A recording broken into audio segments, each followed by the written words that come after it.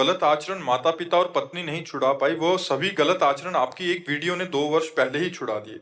तभी से आपका मन वचन कर्म से गुरु रूप से वर्ण किया है और लगातार आपके दिखाए मार्ग पर चलने का प्रयास कर रहा हूँ, नाम भी जप कर रहा हूँ। महाराज जी, श्री जी के प्रति जो भाव आपके हैं वे सभी भाव ग्रस्त जीवन यापन करते हुए क्या हमारे अंदर आ सकते हैं? आ जाएंगे, क्योंकि गृहस्थ या विरक्त एक रहनी है। प्यार प्यार तो वही है। अगर आपका जो पत्नी में प्यार है, पुत्र में प्यार है, माता पिता में प्यार है, और भी जहां प्यार है, वो सब समेट के श्री जी की तरफ चला जाए, वह श्री जी का वैसे ही प्यार आपके अंदर आ जाएगा। सबकी ममता ताग बटोरी, मम पद मन ही बांध बटोरी। अब विरक्त में है कि सब काट दिया, केवल प्रभु, केवल प्रभु, सब संबंध काट दिए, सब प्यार हटा दिया, हर सुख नष्ट कर दिए। नहीं चाहिए मुझे, मुझे प्रभु चाहिए, एकदम लक्ष्य प्रभु। तो वो बात आ जाती है। तो वो बात गृहस्थी में लानी पड़ेगी। पत्नी में प्रभु, पुत्र में प्रभु, माता पिता में प्रभु, सबकी सेवा कर रहे हैं, पर प्यार प्रभु के नाते। नाते नेह राम के मनियत सुहृद सुसेव्य जानो। अभी हम अपनी पत्नी मान रहे हैं, फिर मानेंगे भगवान इस रूप में आए हैं, इस रूप में आए हैं, तो फिर भजन बन जाएगा। फिर वो भजन प्रेम प्रकट कर देगा श्री जी के प्रति। जब प्रेम प्रकट हो गया तो जहां हो वही श्री जी का अनुभव होने लगेगा। पोथी पढ़ी पढ़ी जग मुआ, पंडित भया न कोय, और 2.5 आखर प्रेम के, पढ़े सो पंडित होए। प्रभु को प्राप्त करने के लिए प्रेम चाहिए, प्रेम। राम ही केवल प्रेम पियारा, जान लेव सो जान निहारा। ए जानने वाले, ये बात जान लो कि भगवान को केवल प्रेम प्यारा है। अगर तुम प्रेम से पुकारोगे, अपनापन भगवान में करोगे प्रेम, तो अवश्य मिलेंगे। प्रेम से प्रकट होए मैं जाना, हरि व्यापक सर्वत्र समाना। प्रेम से प्रेम की महिमा है, और वो प्रेम हमारा बट गया। स्त्री में, पुत्र में, परिवार में, सब जगह प्रेम बट गया। अब हम आरती तो कर रहे हैं, लेकिन प्रेम नहीं भगवान से। भोग लगा रहे हैं, प्रेम नहीं। इसीलिए हमको भगवान दिखते नहीं, हमें मूर्ति दिखती है, हमें छवि दिखती है। नहीं, कहो सो कहा, जहां प्रभु नहीं। जब सर्वत्र भगवान है तो फोटो में भी भगवान है, मूर्ति में भी भगवान है, पत्नी में भी भगवान है, पुत्र में भी भगवान है, सारे जगत में, सिय राम में सब जग जाने। तो ये दृष्टि हमें प्राप्त करनी होगी श्री जी की प्राप्ति के लिए, चाहे हम गृहस्थ हों चाहे विरक्त हों। ये बिना दृष्टि प्राप्त किए हम सृष्टि का समाधान नहीं कर सकते। कोई हमें गाली देगा, कोई हमें पूजेगा, कोई हमें अच्छा कहेगा, कोई पाखंडी कहेगा, और हमें सब में भगवान देखना है। ना किसी के अच्छे में अच्छा मानना है, ना बुरे में बुरा मानना है। इतनी बड़ी योग्यता चाहिए। और वो नाम जप से आएगी। सत्संग सुनो, नाम जप करो, सेवा करो, सबको सुख पहुंचाओ, भगवान प्रसन्न हो जाएंगे, स्थिति दे देंगे। गुरु जी, एक सवाल है मेरा भी। जैसे हम ज्यादा से ज्यादा कितनी माला करें कि हमारी जो बात रहती है वो श्वासों की माला में रहती है। एक भी श्वास खाली ना जाए। अब तुम चाहे माला से जपो, चाहे काउंटर से जपो, चाहे समय से जपो, तुम्हारे ऊपर है। एक भी श्वास खाली न जाए, बस हमारी इतनी बात बचपन से अभी तक रही है, और यही हम सबको कहते हैं। मान लो आपको हम बोले कि 20 माला जपो, अब 20 माला के बाद आप स्वतंत्र हो गए ना, आपसे मन वो काम करा लेगा कि 20 माला में पानी फेर देगा। हमको हर अच्छा 20 माला के बाद माला रख दिया, अब संसार का चिंतन हो रहा, मर गए तो गए ना गड्ढे में, क्योंकि अंता मति सो गति। हम हर श्वास में बोल रहे राधा राधा राधा, तो हम हर समय अलर्ट, एकदम तैयार। हम पर माया आक्रमण नहीं कर सकती, और हमारा शरीर छूटेगा तो अभी मैं श्री जी को प्राप्त हो जाऊंगा। तो हमारी बात अगर समझ में आवे, हमारी इच्छा यही रहती है कि सब लोग इस बात को समझो।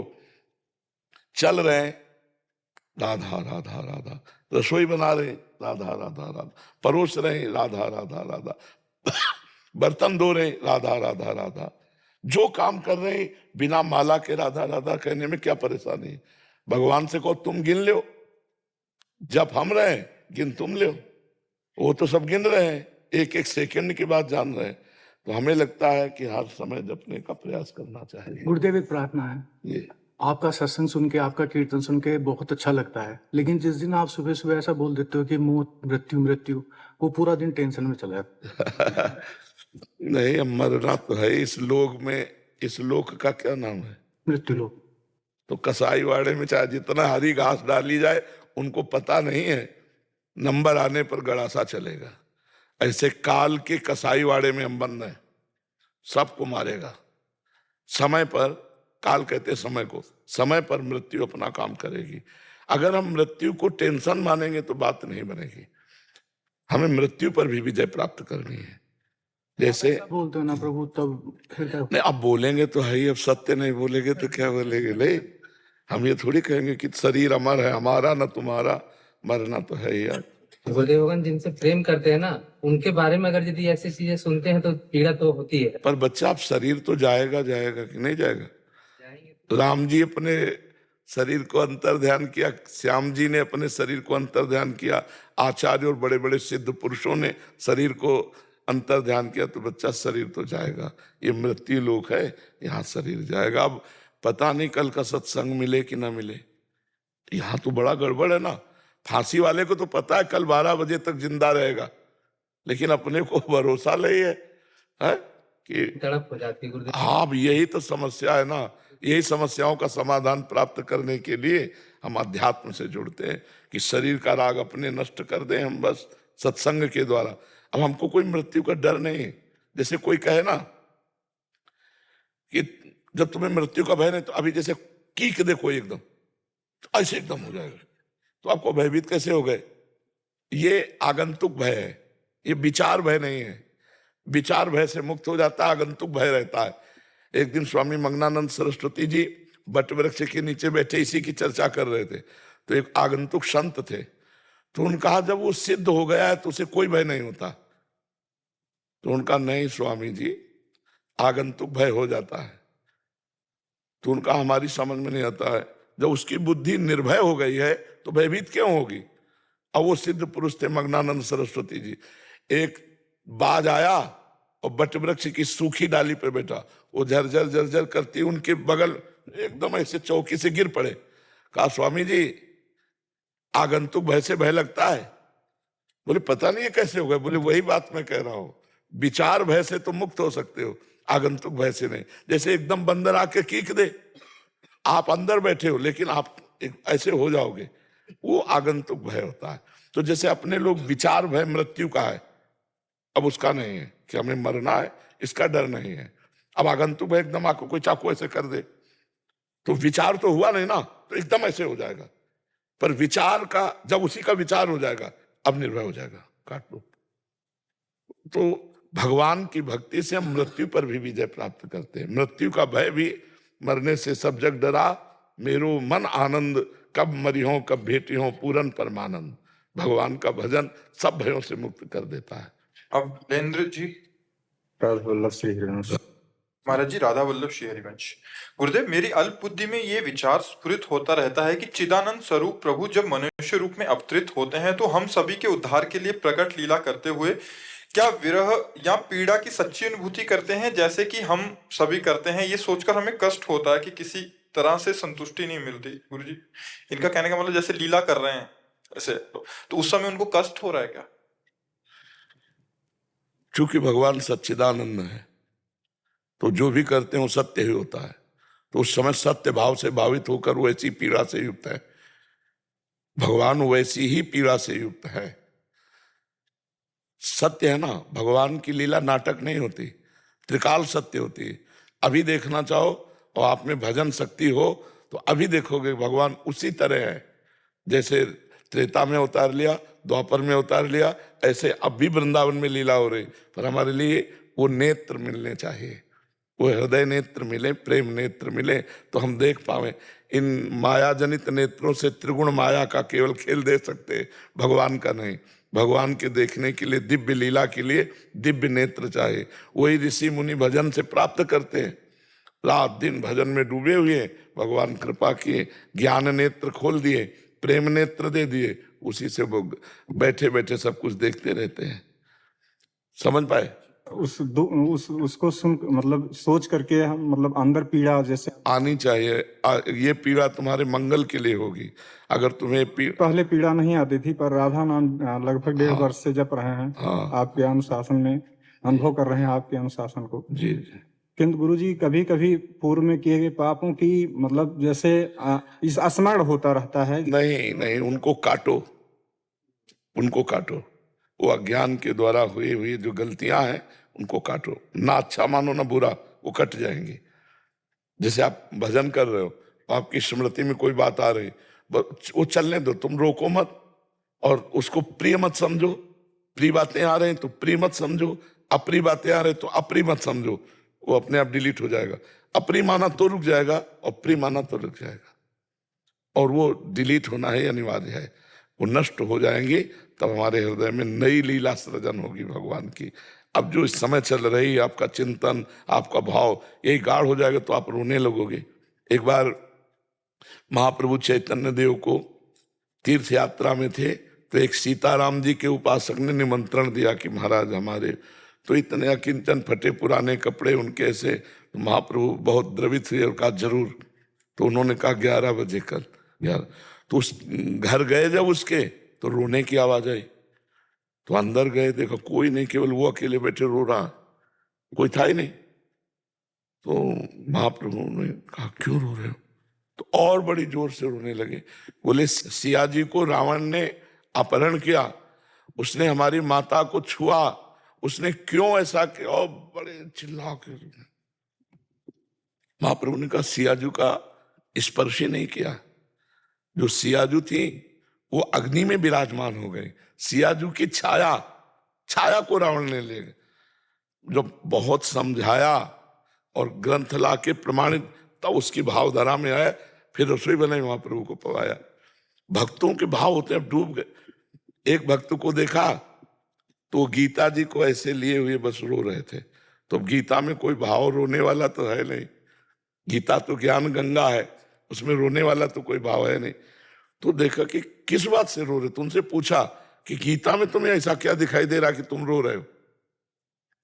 तो उन्होंने कि हम जब गीता खोलते हैं तो मुझे दिखाई देता है कि अर्जुन ऊंचे स्थान पर बैठे हैं और भगवान जहाँ अर्जुन की पादुका है वहां सारथी बने बैठे हैं। तो रोना आता है कि तुम कितने कृपाल हो, अपने भक्त को कितने ऊंचे पद पे, और आप कहाँ बैठे हो, भगवान सारथी बने बैठे हैं। भाई ये देखकर मुझे रोना आता है। अब अलग अलग भक्तों के भाव है, वो बल गीता लेके ऐसे रोते ही रहते थे कि भगवान कितने कृपाल हैं। तो ये भाव है भक्तों के, ये अपने भाव कहीं ज्यादा व्यक्त नहीं करने चाहिए। इनको छुपा ले तो बढ़ते चले जाते हैं, फिर एकांत में रोना आने लगेगा, असहनीय हो जाएगा। ऐसा कैसे हुआ, ऐसा वो धीरे धीरे लीला में प्रवेश होने लगता है, उसका हृदय पवित्र हो जाता है। बड़ी कृपा है गुरु जी, आपकी ही कृपा से संभव है, हम अधम में यह सब नहीं। अंदर इसको गुप्त रखिएगा। ज्ञानेंद्र यादव जी गोरखपुर से। महाराज जी आपके चरणों में कोटि कोटि प्रणाम। गुरुदेव, मैं सांसारिक भोग में इतना लिप्त हो चुका हूं कि मैं अध्यात्म की ओर नहीं जुड़ पा रहा हूं। कभी पूजा करता हूं, कभी नहीं कर पाता हूं, इसमें रेगुलरिटी नहीं बन पा रही महाराज जी। किसका? हाँ, प्रियता संसार की जो हो जाती है तो भगवान में एक फॉर्मेलिटी सी होती है। प्रियता तो भोगों में है ना, तो भगवान में कैसे बनावटी भगवान से और सच्चाई से भोगों से। जिस दिन सच्चाई से प्रीत करने लगोगे, कामी नारी प्यारी जिम, लोभी जिम प्रिय दाम, तो उस समय स्थिति बदल जाएगी। हम भगवान से प्रीति नहीं करते हैं। प्रीति 10-20 जगह नहीं होती, एक जगह होती कहीं। जो ये 10-20 जगह प्रीति करते हैं वे विचारी पुरुष होते हैं, वो प्रीतिवान नहीं होते। जो प्रीतिवान होता है वो एक जगह प्रीति करता है। प्रेम गलियत सांकरी तामे दो न समाए, तो बहुत जगह प्रीति कैसे हो सकती है?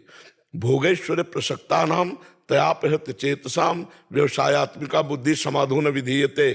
जिसका चित्त अपहृत कर लिया है भोग और ऐश्वर्य ने, वो कभी परमात्मा प्राप्ति का चिंतन ही नहीं कर सकता कि मैं भगवत प्राप्ति करूं। और जब भगवान से प्रियता नहीं है तो फिर फॉर्मेलिटी ही तो है। जैसे आपको हमसे प्रीता न हो तो आए प्रणाम करना, जो भी भाव आया वो किया, लेकिन हमारी प्रियता नहीं। और प्रियता है तो कुछ क्रिया ना हो, एक दृष्टि में क्रिया हो जाती है। हमारे बाबा ये प्रियता बहुत काम की चीज है। तो क्या हमारे भगवान ऐसी प्रियता आती है? क्या अच्छा पदार्थ देकर भगवान की याद आती है? क्या अच्छी परिस्थिति देखकर भगवान को आप नमन करते हैं? क्या बुरी परिस्थिति में भगवान को आप पुकारते हैं? क्या भगवान आपके आंतरिक हृदय में अपना प्यार स्थापित कर रहे हैं? तो इन सब बातों का उत्तर आएगा नहीं। ईमानदारी से देखो, ईमानदारी से हम लोग जो है पूरा जीवन इसी में व्यतीत किया है। तो जैसे आप आरती कर रहे हैं, पूजा कर रहे हैं, आपका चिंतन कहाँ है? जहाँ प्रियता है। तो आप देखो आपकी प्रियता कहाँ है। पकड़ना हमारी बात को। जब आप आरती कर रहे हो, पूजा कर रहे हो, या आप माला जप रहे हो, या आप कोई भी भागवती कार्य कर रहे हो, तो उस समय मन आपका कहाँ है? क्या प्रभु में है? क्या आरती में है? क्या भोग लगा रहे तो प्रभु को आप पवा रहे हैं? नहीं, वो मन वहां होगा जहां प्रियता है। तो प्रियता कहाँ है? उसी समय डायरी में नोट कर लो। प्रियता जहां होगी वहीं मन होगा। ठीक पहचान उस समय होगी जब प्रभु के भजन में लगोगे, आरती कर रहे होगे, भगवत कार्य कर रहे होगे जब, तो उस समय तुम्हारा मन जहां है वहां प्रियता है। पकड़ा आपने कहां प्रियता है? तो बस उस प्रियता से हम और प्रियता बढ़ा दें। हम हटाने की नहीं कहते, और बढ़ा दें। जैसे मान लो पत्नी में प्रियता है, फिर अन्य जगह किसी स्त्री में प्रियता नहीं होनी चाहिए। अभी महाराज जी शादी नहीं हुई है। नहीं हुई तो फिर प्रियता कहाँ है? भाग दौड़ जिंदगी में लगा रहता है, काम काज के विषय। इसमें प्रियता नहीं होती। ये तो धन कमाने के लिए होता है। प्रियता हुई धन में। तो धन किसके लिए प्रिय है? भोगों के लिए। और भोग जब अभी संसार में तो तभी गृहस्थ माना जाता है जब पाणी ग्रहण संस्कार होता है। आपकी आयु क्या है? 29 वर्ष। का वर्षा जब कृषि सुखानी समय चूकी पुण्य का पछताली।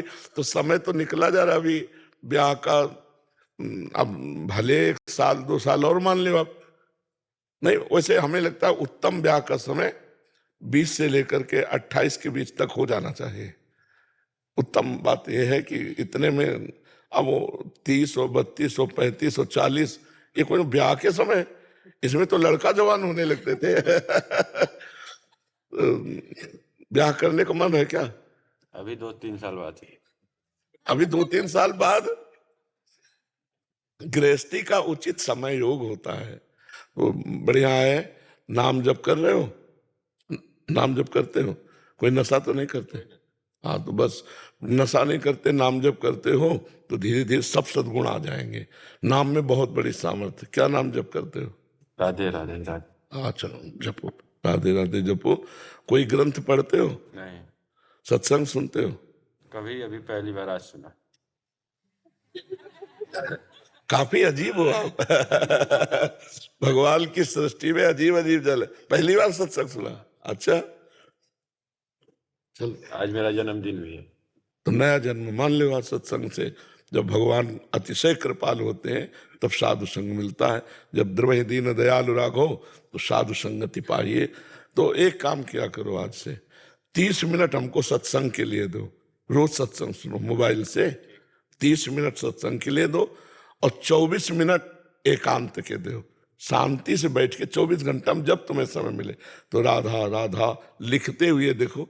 लिखो भला राधा, अंदर से लिखा राधा, राधा अंदर बोला राधा, बाहर लिखा राधा। आंख खोल के या आंख बंद कर 24 मिनट ये करो और 30 मिनट सत्संग सुनो। और कोई पाप कर्म न बनने पावे, इसमें सावधान रहो। फिर बढ़िया आगे भगवान आपका मंगल में जीवन कर देंगे। वो मंगल भवन है। जैसे भी थोड़ा भी भगवान में लग जाए तो जीव परम मंगल को प्राप्त हो जाता है। ये पक्का समझ लो। और नशा नहीं करते इसलिए बहादुर आदमी हो, बहुत अच्छे आदमी हो। हाँ, नहीं करते। बस पापाचरण ना होने पावे। पापाचरण से फिर सम्मलिनता आ जाती है कोई ऐसे? नहीं, ऐसा कुछ अंदर देख लो, जहां हो तो उसे काट दो। अब लो नशानी अब ना नशे हो। आज जन्मदिन है आपका तो एक नया जीवन जियो। भगवान के चरणों का आश्रय लेकर मंगलमय जीवन जियो। हाँ जी। श्री हरिवंश महाराज जी, आपके चरणों में कोटि कोटि प्रणाम। महाराज जी, मन की इंद्रियों ने ऐसा इतना प्रबल रूप ले लिया है कि वह किसी भी मानव शरीर को उनके कपड़ों, धनराशि और प्रसिद्धता पे जज करता है। महाराज जी, इससे कैसे संयम फैलाएं? मतलब सामने वाला कितना अमीर है, कितना अच्छे कपड़े डाले हैं, उसका स्टेटस क्या है, उस पे इसको आंकलन करता है, फिर उससे बात करने का या बात नहीं करनी है उसको आंकलन करता है। रजोगुण वृत्तियां हैं मन की, ये कोई खास वृत्ति है क्या? रजोगुण वृत्ति है। जब तक नाम जप नहीं करोगे तब तक ये सब कूड़ा करकट बना ही रहेगा। भगवान का स्मरण करने से हमारे हृदय में सात्विकता बढ़ती है। आकलन क्या कर सकते हो? बाहरी दिखावे को आकलन कहता है क्या? क्या जाने ऐसे कैसे? साधारण आदमी एक पैजामा और कुर्ता पहने और अरबों रुपया उसके पास है, क्या जानोगे तुम? बाहरी दिखावे। एक हमने आदमी को देखा, खेती लिखाने जाता था, वैसे कबाड़ की तरह बोरे में नोट भर के, कोई पूछने वाला नहीं था। आकलन कैसे लगा सकते हो? वो तो बाहरी दो चार व्यक्तियों को देखकर ऐसे आकलन लगा सकते हो। भजन करो, सही ज्ञान दृष्टि आएगी, और सब में भगवान की भावना करो, ये पवित्र दृष्टि। ये सब गंदी बात है। इससे तुम वास्तविक नहीं आकलन लगा सकती। क्या आकलन लगाओगे? कैसे आकलन लगाओगे? आप हमें बताओ। लगा सकते हो पक्का आकलन? तो फिर ये तो व्यर्थ की बात रही। नाम जप करो। महाराज जी, किस बात पे आंकलन लगाना चाहिए और किस बात का आंकलन लगाना चाहिए अगर सामने वाले को देखना ही है तो? भागवतिक सद्गुणों का आकलन लगाना चाहिए। निर्भय, निश्चिंतता, निशोकता, दया, ये जो दैवी संपदा के सद्गुण है, हमको ये देखने चाहिए और फिर उसका संग करना चाहिए। कुसंग का त्याग करके संत संग, संत का मतलब होता है जो सत्य में स्थित है, उससे हमें संग करना चाहिए। वो बुद्धि है नहीं आकलन करने की। तो ये तो पापी लोग भी ऐसा पहने घूमे मिलेंगे, तो हमारा पापी से संबंध बनाए क्या? बात करें क्या? उसे मित्रता का व्यवहार करें क्या? नहीं, ऐसा नहीं है। हृदय का अच्छा हो वो ज्यादा अच्छा है। सबसे बड़ा धनी है जो हृदय का अच्छा है, वही तो धनी है। ये बाहरी तो महाराज जी, उसकी पहचान बाहरी लक्षणों से कैसे करें? जब तक भजन नहीं करोगे तो तुम्हारी बुद्धि पहचानने लायक। कबाड़ तोड़ने वाले तराजू से सोना नहीं तोला जाता, सोने तोलने के तराजू अलग आते हैं। ऐसे ही जो भागवतिक सद्गुण पकड़ना, तो पहले भागवतिक बनो ना। नाम जप करो, शास्त्र स्वाध्याय करो, सत्संग करो, गुरुजनों की सेवा करो, माता पिता आदि के अनुशासन में रहो, तो तुम्हारी बुद्धि पवित्र होगी, तब पवित्र। और सबसे बड़ी बात है, सब में श्री भगवान बैठे हैं। तात सुनो मायाकृत गुण और दोष अनेक, गुण या उभय न देखी, देखी स्वविवेक। गुण दोष दोनों मत देखो, सब में भगवान देखो, ये उत्तम बात रहेगी। गुण दोषों की सत्ता नहीं है, भगवान की सत्ता है। तात सुनो मायाकृत गुण और दोष अनेक, गुण या उभय न देखी, देखी स्वविवेक। Stop. Festive wear kurtis under 699 देखते जाइए। तो ये मंगा सकते हैं फ्लिपकार्ट से कुर्तीज 7 days